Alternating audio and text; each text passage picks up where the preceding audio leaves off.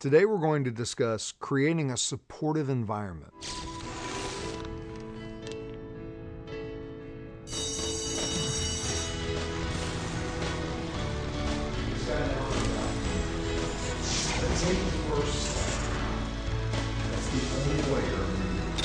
In last week's episode, we were talking about what do you do when you run into external resistance. And I know we ran a little bit long on that take last week, and there was a reason why, is we really had a lot of requests for information on that. And the reason we're concerned about time is two reasons. One, we host these videos on our site, but we also put them up on YouTube, MySpace, Facebook, and they've got some time restrictions. But secondly, it's that we want to keep your attention. I don't know how well you would do or how well I would do if I was sitting here running on for 10 or 15 minutes about, a specific subject. But there was so much content regarding that and so many people asked about it, we did make that video a little longer. And this one may also run long because, again, people were asking a lot of questions regarding this topic, which really followed up nicely to what we released last week, which is, how do you create a supportive environment when you don't have that available to you? There's a saying that you become the sum of the 5 people you surround yourself with. You don't become the leader of that group. You become the average of that group. And a lot of people are in situations, whether it's self-imposed because they're not comfortable or they don't know where to reach out and find a support system. They're in a situation where the people that they're surrounding themselves with maybe are not playing at the level they want to play, or geographically they're restricted, that they don't have access to mastermind groups or seminars or book discussion groups. Well, it doesn't matter where you are. You can create a supportive environment. A supportive environment can be people, or it can be things that you surround yourself with, or things that you feed your mind with. Jerry loves my sharing this story that my personal development journey started in a jail cell. So you can't get much more isolated or in a non-supportive environment than that. That's where I read my first personal development book, which was Think and Grow Rich by Napoleon Hill. And that book impacted me so dramatically. One of the things that Napoleon Hill shared in that book was that, I don't remember whether it was him specifically or someone that he was sharing the story about, they didn't have access to a mastermind group either. So what they did was they chose 5 people that they totally respected, totally admired. And some of these were former presidents, some of them were scientists, and they read every piece of information they could get about these 5 people. And then when they had a problem, they would say, what would George Washington do? What would Ben Franklin do? What would John F. Kennedy do? They knew so much about these people, they could actually create little conversations based on understanding how these people dealt with those situations. So even if you're isolated in a remote village somewhere watching this on YouTube or our website, you have access to that information by searching. Pick out people that you want to emulate, that you want to learn from, that you would be honored to surround yourself with. Now, some people, their geographical restriction is not that bad. Another part of my journey was, as I progressed, I was living in a small town called Lock Haven, Pennsylvania, very small population.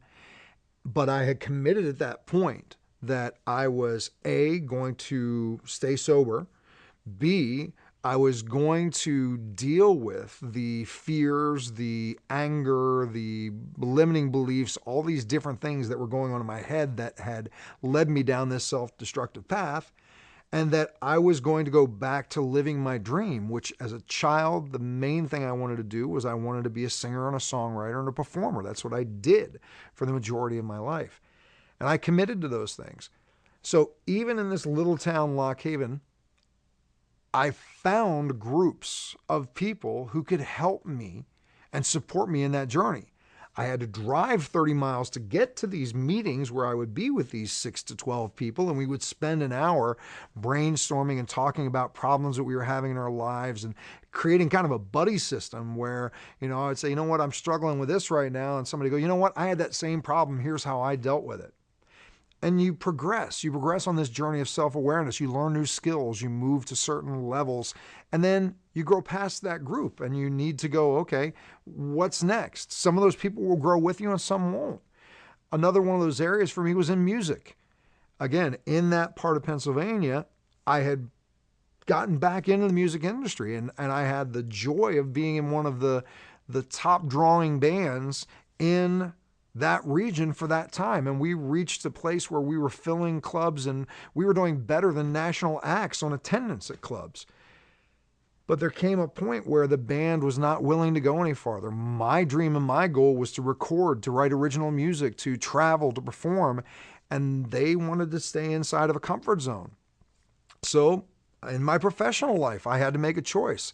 I actually made the choice to physically relocate because I didn't have the resources and the support system for what I wanted to achieve in Lock Haven. I moved to a town in New Jersey that was right outside of New York City. Now I was immersed in the music industry.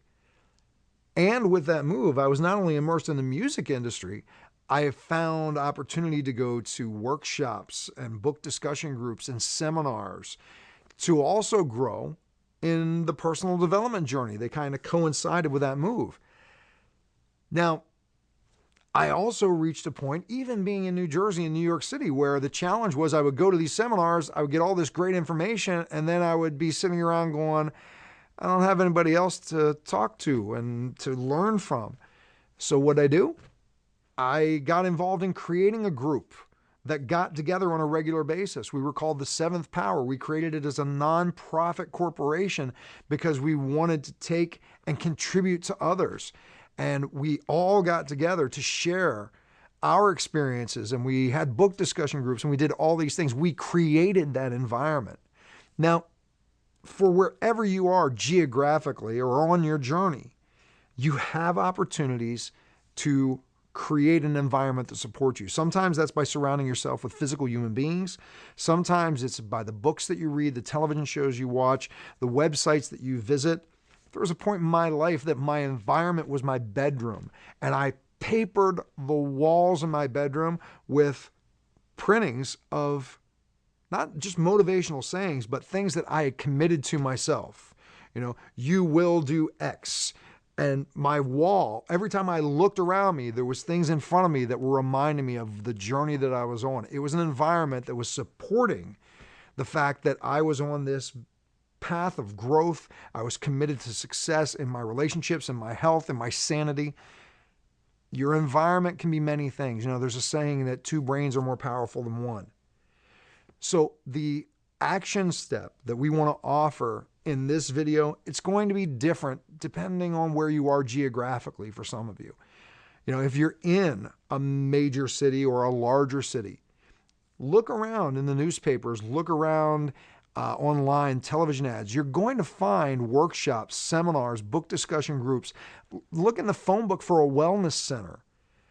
Go there. Find other people that you resonate with, that you connect with, who are working on the same things you are, and then make the commitment to stay in touch with them.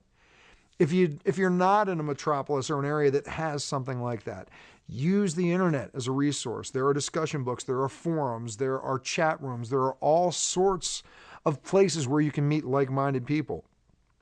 And if you're in such a rural area that you don't have much access to either, and I'm sorry, you do have access if you're watching this video to do the internet, do what Napoleon Hill talked about. Create that mastermind group by studying the lives of people that you want to emulate. What I want to ask you to commit to is in this next week, find one person that you can align with. Again, whether it's face-to-face, whether it's online, find one person and commit to supporting each other, commit to sharing each other's ideas, commit to sharing their struggles, commit to sharing your goals and your dreams. And the two of you will find a third and a fourth. Ultimately, I'd love to see you find at least 5, but start with just committing to get one. You have our website as a resource. We're here to help you in every way that we can. I look forward to hearing your results. I look forward to connecting with you soon.